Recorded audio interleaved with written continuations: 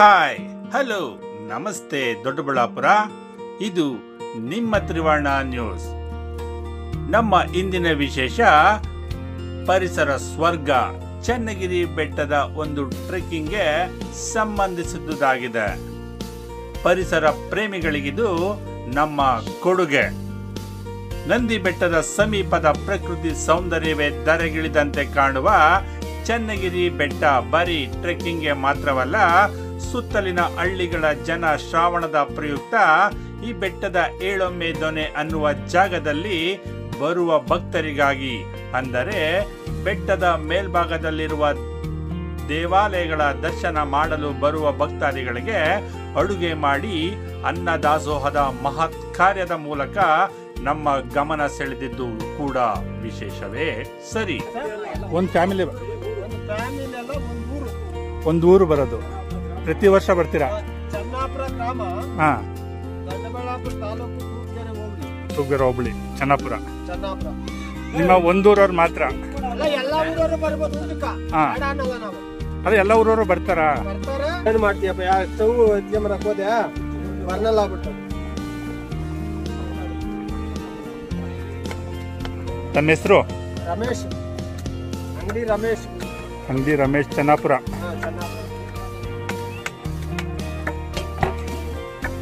ಮುದ್ದೆ ಮಾಡ್ತೀರಾ? ಓ ಸೂಪರ್ ಬಿಡ್ರಿ. ಎಲ್ಲ ನೋಡಿ ಇಟ್ಟಿದ್ದೀರಿ, ಆಗಿದೆ, ಪಾಯಸ ಆಗಿದೆ, ಬೂಂದಿ ಬಂದದೆ, ಎಲ್ಲ ರೆಡಿ ಇದೆ. ಮುದ್ದೆ ಒಂದು ತೋರಿಸ್ಕೊಂಡ್ಬರ್ತಾರೆ. ಅನ್ನ ಸಾಂಬಾರು ಪಾಯಸ ಎಲ್ಲ ನಿಮ್ಮಂತ ಭಕ್ತಾದಿಗಳು ಕೊಡ್ತದೆ. ಏನೋ ಅಕಸ್ಮಾತ್ ಸಾಲದ ಬಂದಿದ್ದು ನಾವು ಹಾಕೋಬಹುದು.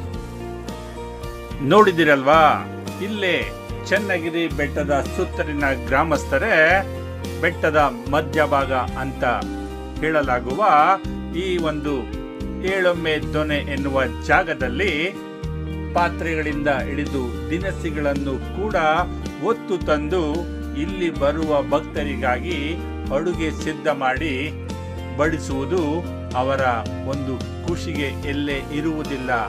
ಆ ಸಮಯದಲ್ಲಿ ಕಂಡಂತಹವರಿಗೆ ಮಾತ್ರ ತಿಳಿದಿರುತ್ತೆ.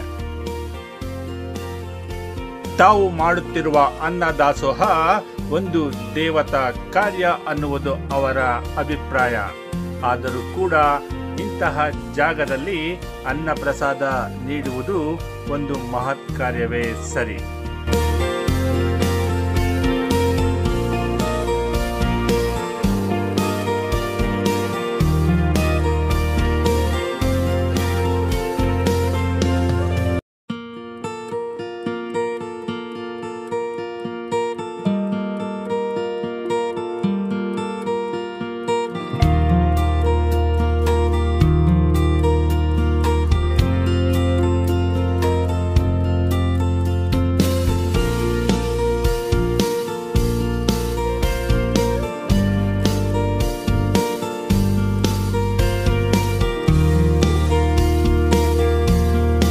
ಈ ಚನ್ನಗಿರಿ ಬೆಟ್ಟವು ಮಳೆಗಾಲದಲ್ಲಿ ಈ ಒಂದು ಬೃಹತ್ತಾದ ಬಂಡೆಯ ಮೇಲೆ ಜಾರುವ ನೀರಿನ ಸನ್ನಿವೇಶ ಬಹು ದೂರದವರೆಗೆ ಕಾಣುತ್ತೆ ಅನ್ನುವುದು ಒಂದು ಅದ್ಭುತವಾದರೆ, ಒಂದೇ ಬಂಡೆಗಲ್ಲಿನಿಂದ ಆವೃತವಾಗಿದೆ ಅನ್ನುವ ಭಾವನೆ ಚನ್ನಗಿರಿ ಬೆಟ್ಟಕ್ಕೆ ಏರುವ ಸಮಯದಲ್ಲಿ ಉಂಟಾಗುವುದು ಕೂಡ ಮತ್ತೊಂದು ಅದ್ಭುತವೇ ಸರಿ.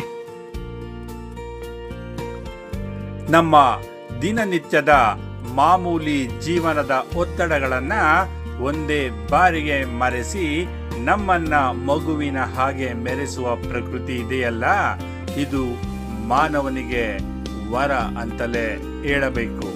ಅದೇ ರೀತಿಯಾಗಿ ಮಾನವನಾದರೆ ಪರಿಸರಕ್ಕೆ ಒಂದು ಶಾಪವಾಗಿರುವುದು ಕೂಡ ಒಂದು ವಿಪರ್ಯಾಸವೇ ಸರಿ.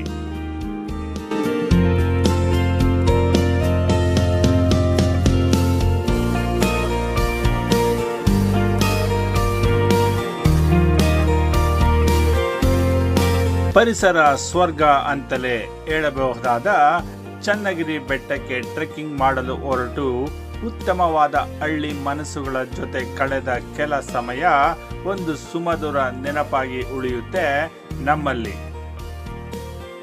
ಮತ್ತೊಂದು ವಿಷಯ ನೆನಪಿರಲಿ ವೀಕ್ಷಕರೇ, ಚನ್ನಗಿರಿ ಬೆಟ್ಟಕ್ಕೆ ಅತಿಕ್ರಮ ಪ್ರವೇಶ ನಿಷಿದ್ಧ.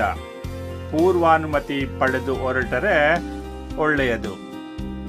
ಜೊತೆಗೆ ಯಾವುದೇ ಕಾರಣಕ್ಕೂ ಇಲ್ಲಿಗೆ ಮಾತ್ರವಲ್ಲ, ಯಾವುದೇ ಪರಿಸರದ ಜಾಗದಲ್ಲಿ ಪ್ಲಾಸ್ಟಿಕ್ ಬಳಕೆ ಮಾಡದಿರಿ. ಪರಿಸರವನ್ನ ಗಲೀಜು ಮಾಡದಿರಿ. ನಿಮ್ಮೊಬ್ಬರಿಗೆ ಮಾತ್ರವಲ್ಲ, ಇಡೀ ಮಾನವ ಕುಲಕ್ಕೆ ಪರಿಸರ ಅತಿ ಅವಶ್ಯಕ. ಆದರೆ ಅದರ ಅವಶ್ಯಕತೆ ಮರೆತ ಜನ ತನ್ನ ಒಳಿತಿಗಾಗಿ, ತನ್ನ ಮನರಂಜನೆಗಾಗಿ ಮಾತ್ರ ಬಳಸಿಕೊಂಡು ಪ್ಲಾಸ್ಟಿಕ್ ಬಳಸಿ ಬಿಸಾಡಿ ಗಲೀಜು ಮಾಡಿ ಬರುವವರಿಗೆ ನಮ್ಮ ವಿರೋಧವಿದೆ. ಪರಿಸರ ಮಾಲಿನ್ಯ ತಡೆಗಟ್ಟಲು ಎಲ್ಲರೂ ಕೂಡ ಅವಶ್ಯಕತೆ ಇರುವ ಕಡೆ ಆಗ್ರಹಿಸಿ, ಪ್ರಶ್ನೆ ಮಾಡಿ, ಪ್ಲಾಸ್ಟಿಕ್ ಬಳಸದಂತೆ ಮನವೊಲಿಸಬೇಕೆಂದು ನಮ್ಮ ಚಾನೆಲ್ ಪರವಾಗಿ ಪ್ರಾರ್ಥಿಸಿಕೊಳ್ಳುತ್ತಿದ್ದೇವೆ.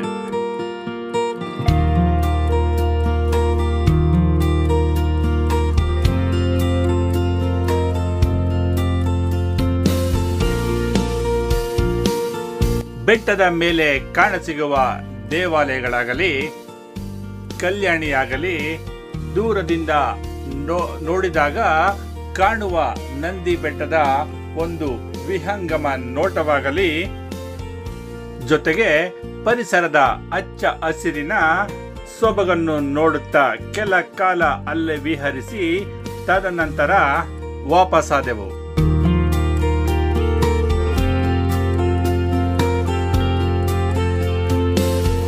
ನಮ್ಮ ದಿನನಿತ್ಯದ ಒತ್ತಡಗಳನ್ನ ಪರಿಹರಿಸಿದ ಪ್ರಕೃತಿ ಮಾತೆಗೆ ವಂದಿಸುತ್ತಾ ನಮ್ಮ ಈ ಒಂದು ಎಪಿಸೋಡ್ ಅನ್ನ ವಿಶ್ವ ಪರಿಸರಕ್ಕೆ ಸಮರ್ಪಣೆ ಮಾಡುತ್ತಿದ್ದೇವೆ.